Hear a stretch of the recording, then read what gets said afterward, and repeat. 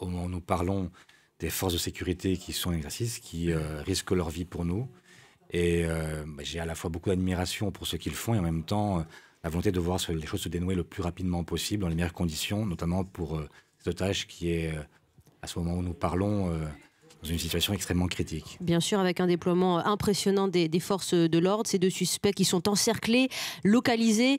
Christophe Soulez, vous le disiez à Thomas Soto, on est là dans une course. Alors, une course contre la montre parce que tout est une question de temps. On ne sait pas combien de temps tout cela peut durer. Ça se joue aussi au degré d'exception, entre guillemets, de ces personnalités. C'est-à-dire que là, ils sont dans un déploiement de force un peu surhumaine aujourd'hui, en dépit de la fatigue. Oui, c'est un déploiement de force effectivement d'une ampleur assez exceptionnelle, hein, puisque la plupart des forces d'intervention, que ce soit la police ou la gendarmerie, sont mobilisées.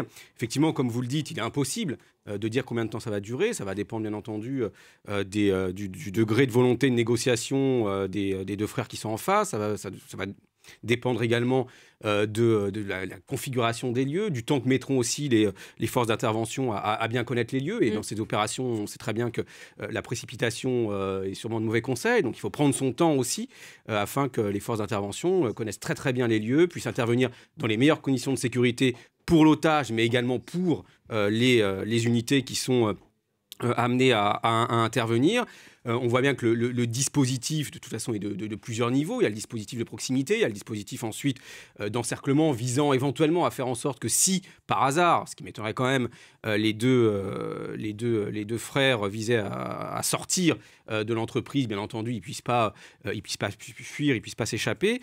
Donc, il faut aujourd'hui attendre, à l'heure actuelle, il faut attendre un petit peu. Si on attend un petit peu, c'est que la négociation, la phase de contact est amorcée et que là, en ce moment, si on parle de statu quo, c'est que l'échange se fait ou ne se fait pas, mais en tout cas est établi entre les agresseurs et la police. Je ne peux pas vous dire si l'échange se fait ou ne se fait pas, je ne suis pas sur place.